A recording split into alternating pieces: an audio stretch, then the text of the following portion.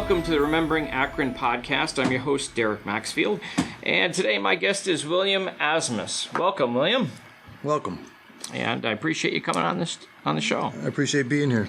So you were born just a few years after World War II in Buffalo in 1949. Anybody in your family affected by World War II serve? Not directly in the military, but my dad was a welder, and he worked at the Brooklyn Navy Yard during the war, first couple of years of the war as a master welder at the Brooklyn Navy Yard.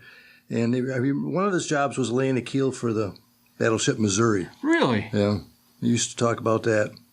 They had special procedure they had to do. Welding was primitive back then as compared to today, but he said on the sections of the keel, there was a manufactured part where you'd start your arc out here and get it warmed and hot and run through the splice. And you couldn't stop. If you lost your arc and you had to start over again, you had to stop. They would get a grinder in there and grind that whole weld back out of there, and you would start all over again from the piece that was off the part. Wow. And then eventually that piece that was off the part where you started your arc would be machined off. But they wanted pure weld going through there without any seams or an overlap of weld.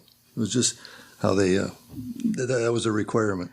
And they would have transits down there, and you would weld on one side or the other side, and they were always telling them where they could weld, because welding is destructive, and it constricts the metal, and it's bending all the time you're welding. And of course, you want it straight when you get it done. So. Yeah, of course. Yeah. So since we've been talking about your father, tell me a little bit about him. He had a very interesting life. He was born in Corfu in 1911. He grew up in Corfu, but he left home early. He actually ran away from home. I don't think he got along with his dad real well. Oh, really? And he was big. He was a big man. And I think he was 16 when he ran away from home. And the way he did it, he hitchhiked into Buffalo and got on a freight train. And he would go out west. And he did this a couple times. The first time he was actually underage. But he would go, he told me he would go to, he'd get on a train and go someplace. He'd go to a library and read the trade magazines and see where the money was sent out for building dams or whatever, bridges. And then he would find a way to get there.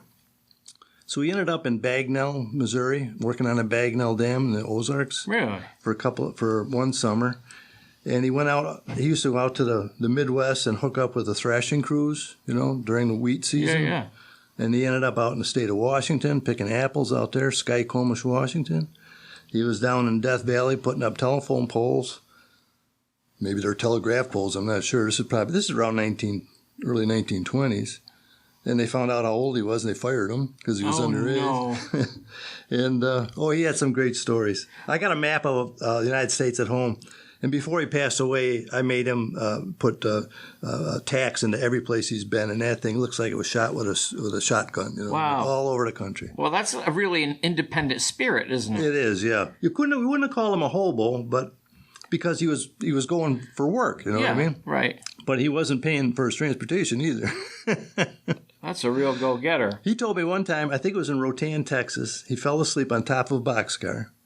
And he got up in the middle of the night, and he had to go to the bathroom, and he forgot where he was, and he stepped right off that boxcar. Oh, my God. He fell between the tracks, so he said they had to take him in town to get a doctor and get the cinders out of his face. Otherwise, it could have been a lot worse. It could have been a lot worse. He landed on a rail, yeah. But he did eventually settle down, apparently. Yes, he met my mom in Buffalo, and they got married in 1937, and they raised 7 kids. Wow. Tell me about your mom. My mom was a city girl, and when she married my dad, he saw her in church. That's how they met in Buffalo. When she married my dad ended up, went down to New York City with him. My 2 oldest sisters were born before the war, or during the war, 39 and 40. And while he was working at Brooklyn Navy Yard. So they were living down in New York City then. And then my grandfather, who owned the farm here in Akron, told my dad he was going to sell the place because he was getting older, and he just didn't want the farm. The farm was on Lewis Road in Akron right now. So my dad quit the job in the Brooklyn Navy Yard and came up because he didn't want to lose that farm. He wanted that farm in the family. So that's where I was born, and that's where I was raised there. So I had 4 older sisters and 2 younger brothers. It was 7 of us. And my grandfather lived with us for a while there, too. Hey. So there was 10 of us there in that house at one time. Okay. That's quite a few people. It is quite a few I hope people. there was more than one bathroom. There was not. Oh, no. And not when we were young. Later on, it was funny. After the girls grew up and got married and moved out, my dad added a bathroom upstairs, and they always... After the girls are gone. That's not a good strategy. It's before the girls leave that you need it. Yeah. Well, that's wonderful. But my mom became a country girl then, and she embraced it. And all right. The little farm was maybe 24 acres. Was right on the banks of Murda Creek there, right on the Akron Village line. All right. So you grew up in Akron, graduated from Akron High School. Yep. Do you have any fond memories of high school? I do. Playing football for him. Oh, really? Yeah. We were undefeated for 2 years, 1965 and 66, yeah. All right. Yeah, the small schools division. Yeah, it was actually back then it was the Niagara Orleans League. So we would play Medina, Roy Hart, in this area. Undefeated for 2 years. For 2 years, yeah. That's pretty remarkable. So what position did you... I played offensive tackle. We usually went strong left, so I was the weak side tackle. All right. That's an interesting story. So what did you do after you graduated high school? Well, I got married right away. Did you? Yes. My first marriage, and we had 2 kids, 9 years apart. But I more or less drifted through the Rust Belt. I started working at AMAX. We were making zirconium tubing for nuclear reactors, half-inch diameter for power plants, generating power plants, quarter-inch diameter for nuclear subs. But the bottom fell out of that business soon, and I was looking for a job. And I remember Steve Kasuth and I were working there. Steve was, I think... I interviewed him already. Yeah. He had just colorful guy. He had just come back out of Vietnam. He had been wounded over there. And he was limping a little bit, but he's getting along good. So we're both working at AMAX, and we're saying, well, this place doesn't look good. The writing's on the wall, and they weren't paying. We can get more if we go to Harrison Radiator. So we both went down there and applied at Harrison Radiator. I got hired, and Steve didn't. Oh, no. But Steve got a job at the post office, and I got laid off after 3 months at Harrison Radiator. Oh. So from Harrison Radiator, I went to National Gyp over on Roll Road. Okay. And from there, I went to Strip It in Akron. And in between, I worked at the Akron National down here on Wright Road. All right. For a year or so. Part-time work at Perry's Dairy, loading ice cream trucks. A little bit working for Joe Leiter, part-time out on at the junkyard there on Jackson Street. And then I got the job I retired from. I got a job at Keller Technology in Tonawanda, and I worked as a machinist there until I retired. Okay. So been retired 8 years now. Oh, well, congratulations. Thank you. So you were commuting to Tonawanda for a little while. I was, yeah. All right. And did you enjoy that? No, not at all. No? Just, it was there to make you some money. Yeah. Especially, most of the time we worked 10 hours there, so we had to start at 6 in the morning. Oh, okay. It's pretty hard to get on, especially when the roads aren't quite right. Yeah, I wouldn't miss that part at all. Yeah. And you have 2 children? I do, from my first marriage, yep. Mm-hmm. Tell me about them. There, as a matter of fact, my daughter Joanne lives in Clarence. She has 4 kids. Mm-hmm. The oldest 26, the youngest 16, and they're currently on vacation right now at the Thousand Islands. And I worry about them because they got a big boat. A lot of times they have accidents with it. Uh-huh. And my son John is married. He has 2 daughters, 16 and 13, and he lives in the house that I grew up in. He bought the house from my father's estate after he passed away. Really? Yeah. Well, that's nice. And I only live 2 miles down the road myself, so it's like I never really left home. It's always nice to go back. All right. But you keep busy, even though you've retired, I understand. I do. You have some hobbies? Being a machinist, I have a shop, and I have some machine metalworking tools in the shop. So and one of my biggest hobbies is the Antique Gas and Steam Association member. We do a lot of restoring of old engines and that. Really? Yeah. Well, that must be interesting. It's very interesting. As a matter of fact, this led to a project a couple of years ago. I think it was 2014. My son John and his family were down in Canandaigua Lake renting a cottage down there. It's the 3rd year they were there. And my daughter told my son, Dad, come out here. There's a steam engine down in the water here. So he went out there and got the goggles on. It was about 10 foot of water. And there's this old hit-and-miss engine anchoring the swim platform that the kids are diving off of. Just off, probably maybe not even 100 yards off the shore. Somebody had used an old hit-and-miss engine for an anchor. Well, John, being like me, a big hobby, talked to the owner. He was an Akron resident, too. It was Steve Kratz owned that cottage. He lives in Skinny Atlas, but his mother, Helen Kratz, lived many years on Hart Street up here. And John asked him the story behind it. Yeah, he said, years ago I bought this place, and that was in the barn, and one thing led to another, and we needed something heavy to anchor this steel. They would unhook the draft in the wintertime, but the anchor stayed right there. You follow me? They would just put a buoy on the anchor. I see. And he said we built a special platform on a boat, and we put it out where we thought we'd want the anchor, and we threw it overboard. And that was 42 years ago. So make a long story short, John bought it off of him and went back after the season ended in the fall with a bunch of help and pulled that engine out of there with a cable and a winch and stuff like that. And he replaced the anchor with a more suitable anchor, like a hunk of concrete. And we got that thing home, and with just out of curiosity and just to say, was it possible, we started taking it apart and started coming apart. Make a long story short, that engine is running right now down at the Pike Fair. Is it really? Yes, it's a 1912 Sparta engine. It's a igniter. It didn't have a spark plug. It had an igniter. There was a couple of parts we had to get donor. The connecting rod was so far rusted that we had to get a donor from a parts engine, that we luckily found on the internet. It uses the same piston that was in there. It's got new rings on it. But what I had to do was after everything was seized up, after I got the piston out of it, I had to bore out and order a sleeve online to replace the bore in it. So an 1/8-inch cast iron sleeve, I bored it out and got it right back up to its original 4-inch piston. And two rings on it. The bearings were still good on it. Still got the original bearings on it. It was surprising. It must have been a freshwater, 10 foot of water. It had been underwater for 42 years. We even took pictures of it. It was in a trade magazine, a gas engine magazine in 2014. There's pictures of it underwater with all the seaweed on it, That's a remarkable story. We had a lot of fun with it, and it was a family effort. My granddaughter saw it and knew enough about engines that her father would be interested. Her father was interested, bought the engine. I think he paid $75 for it. It's just scrap price.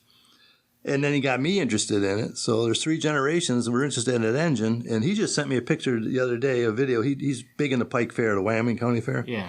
And he runs the antique displays down there. And the Sparta's been running the last 3 or 4 years. We take it to a lot of shows. Yeah. That is really cool. We had a lot of fun with it. That was a lot of fun. So you're generally interested in history in any case. I am. You're interested in you work with the Newstead Historical Society. Yes, I do. Yep. And you got some great family stories going back. I understand that you had a great grandfather that served in the Civil War. I did. And I didn't know this, but about the age of 10 was the 100-year anniversary of the war, and everything was Civil War, box tops, you could send away Centennial soldiers. So I got interested in the Civil War. And then my mom informed me, you had a relative in the war. And, well, okay, this has really piqued my interest, So he's kind of been my hero all my life, Philip Asmus, And there was some letters that he wrote home, just copies of them that were printed in the Washington Tribune in 1923, sent in by his wife. Caroline. And that's the only record I got of his experiences during the war. But they were quite compelling. He was in the 8th New York Cavalry, Company C. I got his discharge papers home. The 8th New York Cavalry always found themselves in a hot spot. No matter they would change divisions, 1st, 2nd, 3rd, wherever they would end up, things got a little heated. So on the back of his discharge papers, he has 62 battles and skirmishes listed on him. Wow. All in shorthand. Yeah. 62 battles and skirmishes. He served 3 years, and then he re-upped at the end of the war because they wanted to keep the veterans around. They knew it was coming to a close. And he was there at Appomattox. He was at Appomattox? Yes, he was. Yeah. Wow. That's pretty remarkable. Yeah. Some of his exploits during the Antietam campaign, he was captured by Stonewall Jackson's army coming up at Harper's Ferry. Really? Benjamin Davis, the commander of the 8th New York, got the 8th Cavalry out in the middle of the night one night. A famous escape story, because it was not, you couldn't defend. It was indefensible. The Harper's Ferry it was like shooting into a bull. Right. And they were outnumbered. There was only 5,000 garrison there. But he was left behind because he was running dispatches for the army. So he got captured. And one of those letters, he cried when he had to give up his horse to the rebels. But early in the war, they were exchanged. So a couple months later, he's back in his unit again. All right. So he missed the Battle of Antietam, but he was back in the unit again. And then he was captured again momentarily. He was on the Wilson Railroad raid. They almost got down into North Carolina. They just went down and behind enemy lines and raised havoc with the cavalry. And they got caught down there, and they had to fight their way out. And not only did they have to fight their way out, but they had to burn their wagons and pretty much leave their wounded behind, too. Oh, no. And he talks about a hard time. We didn't sleep for 3 days, and, cold and damp, and a lot of skirmishes, a lot of fights. But he got captured, too, at... They got out of that. I'm trying to remember all the letters, but in the Shenandoah Valley, one morning they got attacked like 3 o'clock in the morning. I think this was Lacey Springs, and he talks about they were up already. They were supposed to get going early, but they got attacked and they were blindsided. And everybody, it was middle of the night, everybody shooting. And he tried to bridle his horse, but she got wild, and he let her go. And he got captured by 2 Confederates. And they told him to get on this horse and come with me. And he noticed there was a sword in the saddle of the horse that they didn't know. So he says, I'm going to try to get out of this. So he pulls the sword out and he runs after the one guy. I think he knocks him off, but the other guy gets a drop on him and hits him in the hand. Actually cuts his hand. He has to drop the sword. And he wrote this right in the letter. Then the guy told him to dismount. He's got a gun on him now. He got a carbine on him. And he took his boots off. They took his watch. They took all his money. And he raised the gun to shoot him. And Philip wrote this. He said, I just decidedly yelled no. And apparently that rebel didn't have the gumption to shoot somebody face to face. He said, well, follow me. So he doesn't have any socks on. It's like miserable weather at this time, too. And he's walking behind him, and there's firefights going on all over. He calls over to a couple guys he sees with Union jackets on, and then he sees their butternut pants. He says they had stripped a couple of dead Yankees, And so they laughed at him. So he's walking behind this guy. Now things are getting hotter and hotter. People don't even know where it's going. He said, all I did is I hid behind a tree, and they weren't coming back for me. They just took off, too. They were getting worried, you know what I mean? And he finally made his way back to his unit, but he damn near froze to death. Wow. There was actually freezing rain, he said, but he's out there with no jacket, no not even any boots. So that was a close call for him, too. But at that time, and he knew it, he would do anything to escape because they already had known of Andersonville. Yes. And they would do anything to escape at that time because they didn't have many options after that. Yeah. Right. But City Point, I think it's Hopewell now, around Petersburg. He's standing on a wharf there. A ship blows up. He says he gets knocked down by the concussion. He gets back up and he gets knocked down. Him and his horse both get knocked down by the falling timber. It could have been a Confederate bomb and hidden in the coal, but the whole boiler blew up in that ship. So he's been wounded 2 or 3 times during the war. But he survived. He survived the war. He did survive the war. He ended up living on Two Rod Road in Marilla. The house is still there. Wow. There's still I got a picture of that house in 1888, and the 3 maple trees in that 1888 picture are still in the driveway. Wow. It's really neat to go by and see the place. And where is he buried? He's buried in Marilla Cemetery. Mm-hmm. Yep. And he's buried right next to another cavalry soldier from Michigan, like 1 row over. Really? I wonder if they knew each other. Yeah. Interesting. He did not live a long life. He ran like a nursery there, plants and trees. Mm-hmm. He had like 24 acres right off of Clinton Street.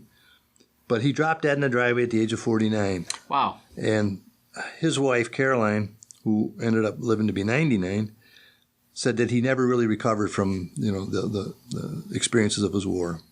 Well, all the exposure. Exposure, right? yeah. Wounds. And I actually have an article from the Marilla Newstead, the Marilla Historical Society, for her pension, claiming that, and I don't know, there's nothing in his letters that explain this, but it says in this official document that he was shot through the liver.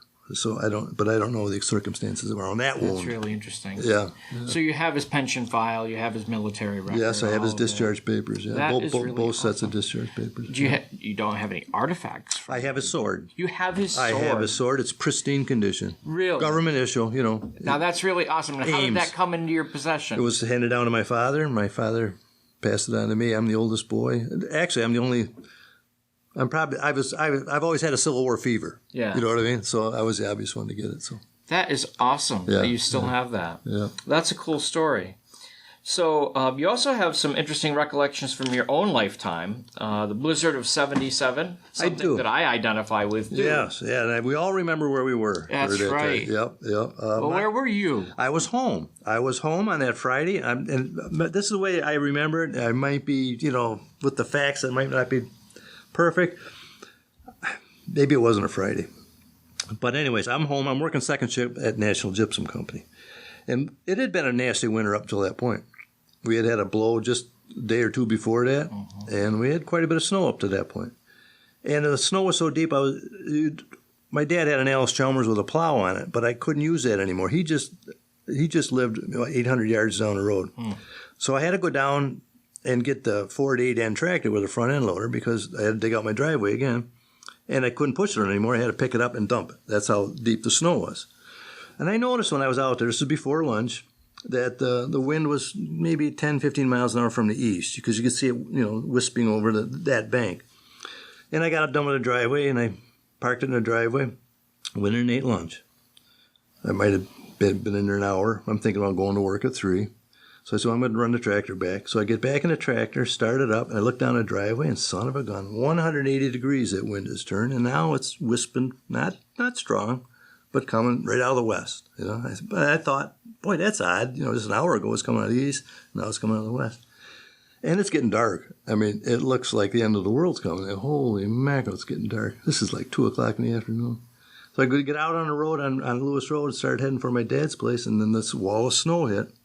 It was just like a whiteout. I couldn't even see if there was any cars coming to pull in his driveway. I had to go get him to look for traffic so I could just cross the road into his driveway. That's how hard it was snowing at the time. But it didn't last long. The snow didn't last long. I think we only got 7 inches there. But the wind kept cranking up and cranking up and cranking up. And it was like 60-mile-an-hour sustained winds after that all night long that I remember. So obviously, I didn't go into work that day. I'm glad I didn't. But the Jip plant on Roll Road in Clarence Center was closed for the whole week while everybody was digging out. But I had a job with my father, who was a welder, and we were called out, and with this big portable rig, he had a big Hobart 350-amp welder, and we were thawing water lines out all through the village of Akron. Wow. So that was my job for the rest of the week, and that's back-breaking work. It's the big, heavy double-aught welding cables you got to drag around. And you got to go into the house and open up you can't put the clamp on outside the meter. You got to be inside the meter. You usually have to shine the pipe up so you get a good connection. It's almost like jump starting a car. You have to put the big cables on there. And now you got to find a dead short. So the village always made us cook from the curb cock to the house. And the reason, and we always told them it's a waste of time. It's never froze there.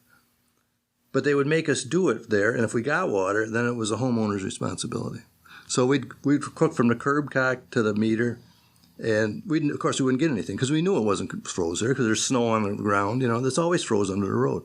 So then, okay, we spent a half an hour on that. So now we got to find a hydrant somewhere on the other side of the road, file the paint off it so you get a good connection, come back, hit the welder, see if you get a short. The welder will kick in if it's a dead short.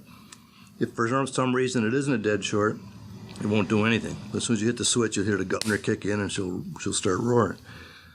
So if we get a good connection, the governor kicks in, and somebody's got to be downstairs. Within 5-6 minutes, you'll get water. And what happens is the outside of the pipe starts to warm up from the DC current.